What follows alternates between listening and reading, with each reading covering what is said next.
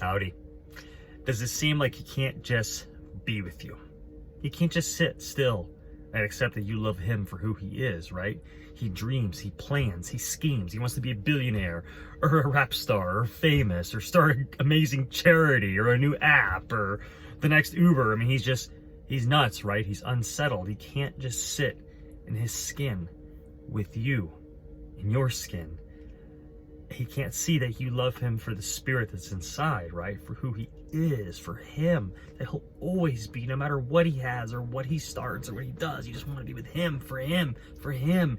He can't see him. He's blind, isn't he? How do I know this? Well, I'm coming to you as a guy who suffered for years and years. Ever since I was in third grade, I always say this, third grade, I can remember for the first time feeling something's wrong with me. Something's uniquely wrong with me, not right. I feel the separation between me and other people. They don't get me. I'm uniquely bad. It's terrible. I think it stemmed because I was one of the first like ADD kids ever. Like it was in the early 80s and mid 80s, and they just started giving out Adderall in school, and I was treated like a freak, kind of. They took me to all these crazy psychiatrists, numerous ones, to see these drawings, right? They treated me like I was a really weird kid because I had this ADD thing, and it led to me feeling kind of strange. Anyways, the point is that I grew up with this feeling of inferiority, of weirdness, inferiority in me, and that then morphed into a low self-esteem and an insecurity deep within me. My father also wasn't around like I wish he would have been to support me emotionally, to make me feel like he was proud of me. So father issues cut deep, and I ended up being a pretty insecure individual, moving around a lot. So of course, when I was growing up, these things it was a perfect storm until I found alcohol. Okay, alcohol was a hit, man. It instantly made me feel, boom, better. It took these walls that I felt between myself and other people down. I didn't have to act bad and act cool and do all these other things. I could just drink alcohol, boom, the walls down. I felt like others. And it worked amazing for a while. Along with that came attention from the opposite sex. That was another big boost to this insecurity in me. Oh, it felt good, right? Of course it feels good.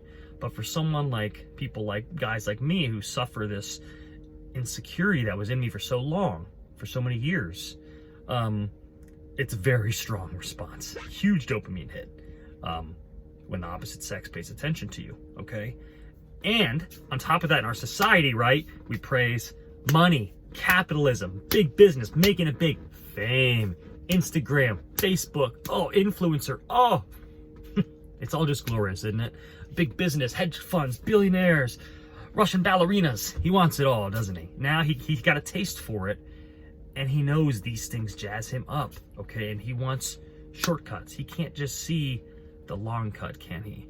Earning and building a life of real joy and satisfaction built on a solid foundation of character and good decisions and consistency and time.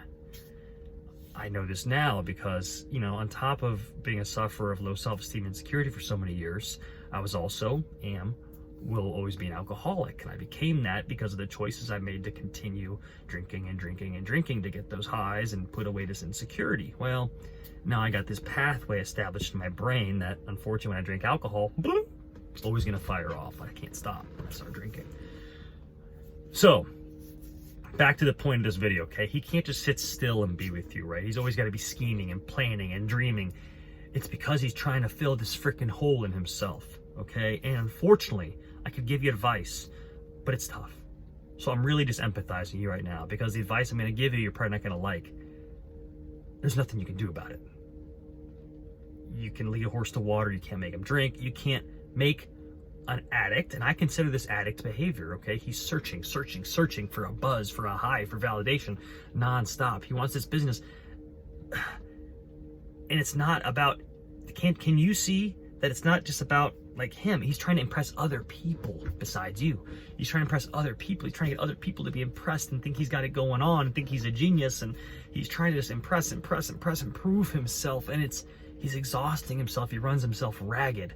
And he probably never gets anywhere, right? He just spins his wheels and spins his wheels and spins his wheels. And then he's left with the bottle, okay? Or with his dating app, maybe running around on you, okay? Because he's getting nowhere and he's frustrated and he's just yearning and suffering for some sort of validation all the time. And it's fucking exhausting. It's fucking exhausting. I was there. I used to start businesses all the time, talk about new businesses, new apps, billion-dollar ideas, scheming, playing to get the big hit when I would finally be adored and revered and I'd prove everyone wrong and I'd be happy forever and have the perfect wife and the perfect woman and the perfect life. It's fucking crazy.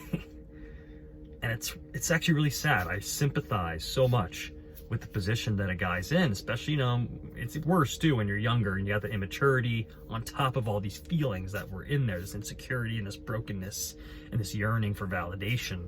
Okay. And I wanted someone I wanted to be proud of me, and I needed other people to tell me that I was amazing so I could finally maybe believe it someday, but I just couldn't. I couldn't get it. The only way I could get it, guess what? Is from giving up, from surrendering, freaking just stopping, okay? And slowly, little by little, waiting for God to accept me for who I was, and myself to accept me for who I was. Radical self-acceptance, Tara Brach, Buddhism, sobriety, I highly recommend. Not just because maybe he drinks too much or something, though. It's pretty common in guys who suffer like this, or smokes too much, right? Or some sort of drug. But the whole point I'm making about sobriety is emotional sobriety. He needs to sit in his skin and accept himself. Okay, and that may take time, and you can't force that to happen. But he has to realize all this running around, all this scheming, all this dis-ease that he has, all this unease, this restlessness, okay? It's because this in here is all screwed up, and it needs repaired. And that's going to come from God, from spirituality. It doesn't have to be God, G-O-D, a God of his understanding, okay? A higher power, let's say. Okay, I found really effective ways to be meditation, Buddhism, a 12-step program of recovery. They have them for narcissists, for alcoholics, sexaholics, right? There's a reason that 12-step programs are everywhere, because they work, okay? And the point of a 12-step program is to accept that you have a problem, that something is wrong with you, okay? And to give up and to turn that over to something bigger than yourself, the universe, God, spirit, okay? Then to find a fellow sufferer, a partner, a companion, a friend in the program, okay? A fellow sufferer of his, you know, narcissism, low self-esteem, addiction. Admit you're false to that person. Get it out of your head, you know, get it out of your head and tell somebody the dis-ease and discomfort you feel. So he's got a lot of work to do, babe. And it's way deeper than just, oh, you know, look at him just wanting to start something new. He's suffering, I'm telling you. I know he is. Okay, he can't figure out why he wants so much. And you know, he knows the stories, right, of billionaires and celebrities and famous people who kill themselves, who off themselves in big numbers, right? And you say, what the hell? It's because this is not filled by that, okay? And if it is, it's extremely temporary, and I think it makes the hole even bigger once it doesn't work, because you're thinking, oh my God, I got all this stuff now. And if you got lucky, I got all this adoration and all these fans, and I'm bigger and more broken in here. More broken here with a bigger hole than ever before. So, sorry that was very long-winded, but I'm trying to explain to you why he feels this unsettledness, why he can't just sit on the couch and hold you and feel the peace. I can now. I'm a very peaceful person today. But you know how I got here? Years of suffering and bottoms and jail and feeling like I just wasn't gonna make it, okay? So much suffering and in and out of sobriety for so long until it finally just clicked and worked and life started getting better. But you know what? I call it the long cut. It took a long time and it took deep work, okay? So it's not just, you know, just settle down, he's gonna settle down. If your guy's a particular kind of guy who I was or that I know, it ain't just like that. There's guys in their 50s I've seen who I used to see back in the day, you know, at the sports bars or whatever, who are still dealing with this, suffering like this. Just, okay? So he can't sit still and just be with you.